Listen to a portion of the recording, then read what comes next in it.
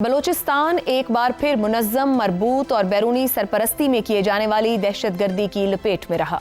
कोयटा, मस्तूंग, नौशकी, गवादर, पंजगूर और दीगर शहरों में बैक वक्त हमलों का मकसद महज खौफ फैलाना नहीं बल्कि पाकिस्तान की सलामती और उसके स्ट्रेटेजिक इत्तेहादी मफादात को बराह रास्त निशाना बनाना था।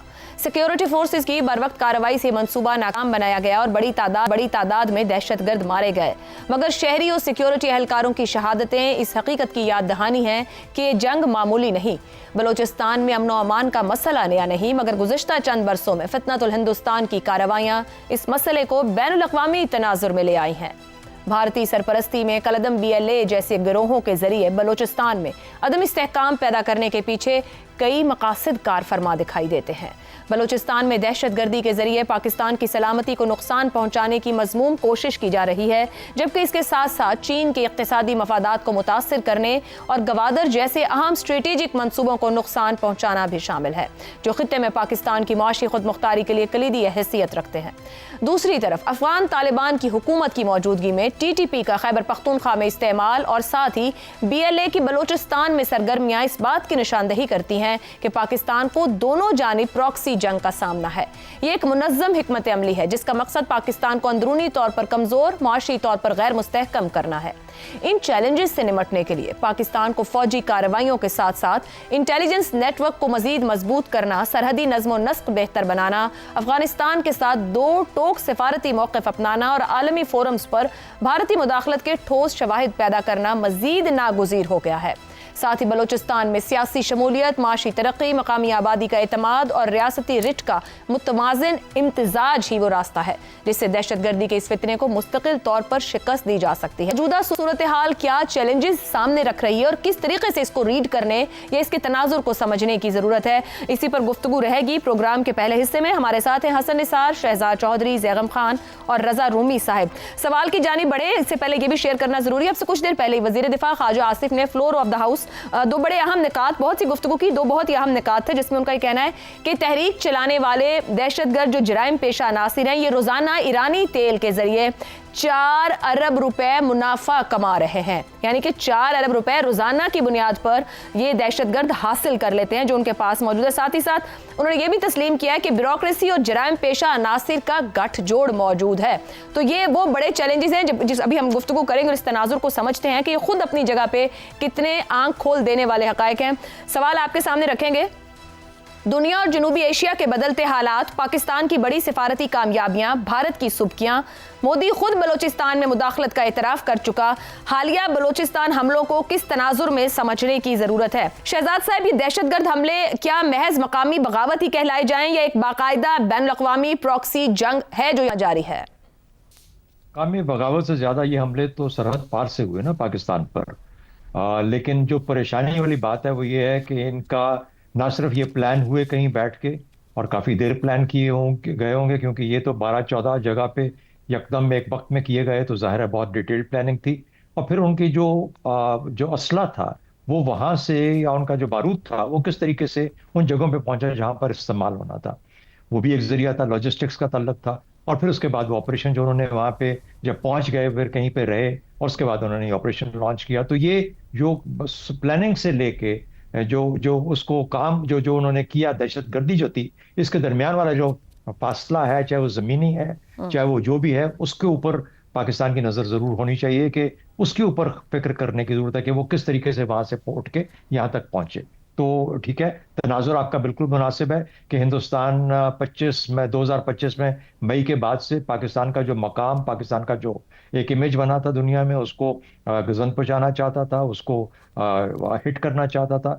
और जिस तरीके से फिर अब लोग बलूचिस्तान में ख़ास तौर पर माइनिंग और रेकोडेक और ये तमाम चीज़ों की तरफ अब आ रहे थे, और जो सीपेक का एक आयसा से दोबारा अहिया हो रहा था, गवादर को फिर दोबारा हम अलाइव कर रहे थे, इन तमाम चीज़ों को रोकना मकसूद था, वो सद तक उनका मकसद था। देखिए, पाकिस्तान जब रिएक्ट करता है जिस तरीके से बड़ी कामयाबी के साथ हमारी अफवाज ने ये काम लड़ा, لیکن انہوں نے یہ حملہ کر کے 12-14 جگہوں پہ ایک جگہ پہ جو اپنی سٹوری پیش کرنا چاہتے تھے دنیا میں، جو پیغام دکھانا چاہتے تھے کہ پاکستانی افواج کو اتنا مضبوط مت سمجھیے جس طریقے سے آپ نے 2025 میں ان کو دیکھا. یہ دیکھیے یہاں پر ان کے اندر کافی کمزوریاں نظر آتی ہیں. یہ کام انہوں نے کر لیا ان لوگوں نے آ کے آپ کے اوپر. اس کے بعد کا جو افیکٹ ہے وہ تو ہمارا ڈیفنس ہے نا، اس ڈیفنس میں ہم ان کو ختم کر دیں، مار دیں.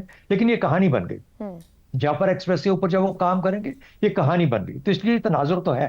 دوسرا جو ہمارا اس وقت جو ریجنل تناظر ہے، ایران کے اوپر جس قسم کے مسائل ہیں، اور جو پاکستان نے جس طرح بیلنس کیا ہوا ہے، امریکی جہاز خلیج میں باہر بیٹھے ہیں ایران کے پاس، اور ایران کو ایک حملے کا خطرہ ہے، اور ایران کے ساتھ بھی پاکستان کے قریبی تعلقات ہیں، تو اس بیلنس کو بھی خراب کرنے کی کوشش کی گئی ہے. اس قسم کی جب ایک الجھاؤ آتا ہے خطے کے اندر تو وہ الجھاؤ کہاں تک پھیلتا ہے، کہاں تک جاتا ہے، پاکستان اشتعال میں آ کے کیا ری ایکشن کرتا ہے، اس کے اوپر بھی سوچنے کی ضرورت ہے کہ پاکستان کو کیا اس ماحول کے اندر کیا اقدامات کرنے چاہیے. الٹیمیٹلی بات ایک ہی ہے.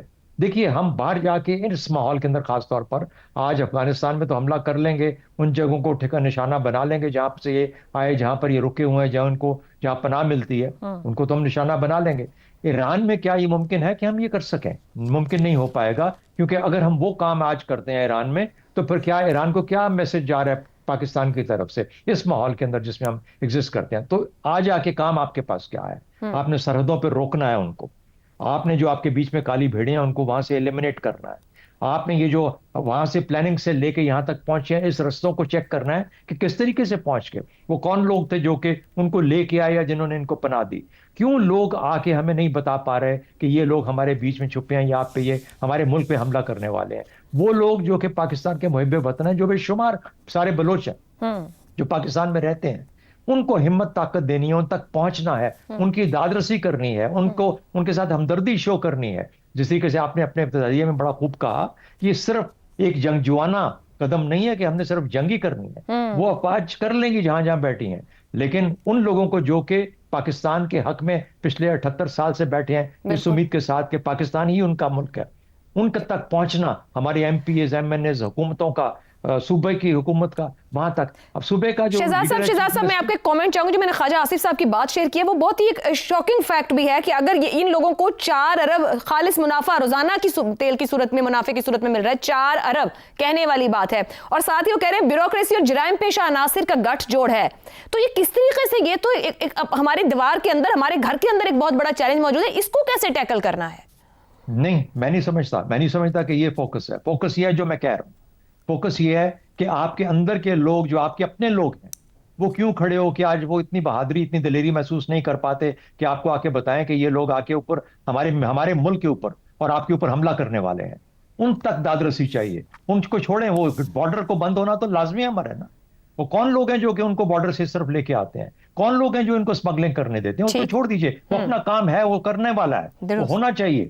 لیکن وہ اس کا حل نہیں ہے جو کہ میں کہہ رہا ہوں. یہ جو اندر ہمارے جن کو کہتے ہیں ڈرفٹ کرتے ہیں لوگ، آہستہ آہستہ اس طرف مائل ہوتے ہیں جہاں پر کہ جو لوگ اپوزنگ گروپس اور فورسز میں بیٹھے ہیں، کہ ان کو مائل ہونے سے روکیے. کیسے؟ ان تک پہنچ کے ان کو خوراک دیجئے، ان کو صحت دیجئے، ان کو پتا ہونا چاہیے کہ یہ جو مملکت ہے ہماری ہمدرد ہے. جب تک یہ کام نہیں ہوگا یہ جنگ نہیں لڑی جائے گی. یہ کاؤنٹر ٹیرر نہیں ہے، یہ کاؤنٹر انسرجنسی ہے. اس کے لیے کانفلکٹ مینجمنٹ نہیں چاہیے، اس کے لیے کانفلکٹ ریزولوشن چاہیے. یہ فرق کرنا پڑے گا، سمجھ سب آئے گی، اس کے بعد جا کے ہم اس کو بلوچستان کے مسئلے کو حل کر پائیں گے. درست ہو گیا. زیغم صاحب، یہ خطے کے بدلتے حالات، ایک جانب ٹی ٹی پی ہے، بی ایل اے ہے، بیک وقت متحرک ہیں، بیک وقت ہمارے اسٹریٹجک ایسٹس کو بھی نقصان پہنچا رہے ہیں. اب کوئی بڑا پلان ہے؟ کیونکہ جب چینی اعتماد کو بھی یہاں نقصان پہنچایا جا رہا ہے، کس طریقے سے ہینڈل کرنے کی ضرورت ہے اس سچویشن کو؟ عائشہ، سب سے پہلے تو میں کیلکولیٹ کرنے کی کوشش کر رہا تھا کہ 4 ارب کا تیل جو ہے وہ کتنا بنتا ہے. یہ کوئی اتنی اس میں صفریں ہیں کہ میں گن بھی نہیں پا رہا کہ کتنے لیٹر بنتے ہیں. کوئی 9 تو اس میں صفریں ہیں. اب آپ گن لیجئے سر، مہینے کے 120 ارب اور سال کے 1450 ارب. کیونکہ جب ہم نے یہ فیکٹ سنا تو ہم بھی حیران تھے. جی میں یہ عرض کر رہا ہوں کہ اس کو ذرا لیٹرز میں آپ جو ہے کنورٹ کریں کہ کتنے لیٹر تیل. سر وہ وہاں 40 روپے لیٹر تیل ان کو ملتا ہے اور یہاں مہنگا بکتا ہے. تو 40 روپے میں جی ذرا 40 روپے سے ہمارے دیکھنے والے کیلکولیٹر اٹھا کے 4 अरब में 40 रुपए लीटर का हिसाब लगाएं तो ये कितना तेल बनता होगा? ये कितने लोग हैं जो जेब में डाल कर ले आते हैं? क्या ये सोना है जो 2 ट्रकों में आ जाता है? इतने हजार लीटर तेल अगर हर रोज मूव करता है तो फिर हुकूमत पाकिस्तान किधर है? हुकूमत पाकिस्तान में हुकूमत बलूचिस्तान भी शामिल है ना, तो वो किधर है? और अगर गवर्नेंस की ये हालत है पाकिस्तान में कि हजार लीटर स्मगल्ड तेल बॉर्डर क्रॉस करता है, पूरे पाकिस्तान में डिस्ट्रीब्यूट हो जाता है, और वज़ीर दिफा पाकिस्तान एक सिर्फ बयान ठोकते हैं कि 4 अरब का तेल डेली आ रहा है और उससे पाकिस्तान में दहशतगर्दी हो रही है।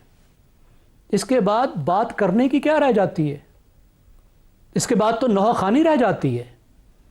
अगर इतने लीटर तेल आ सकता है स्मगलिंग से और आके पूरा सेल हो सकता है, तो 300 दहशतगर्दों के लिए कौन सी मुश्किल है?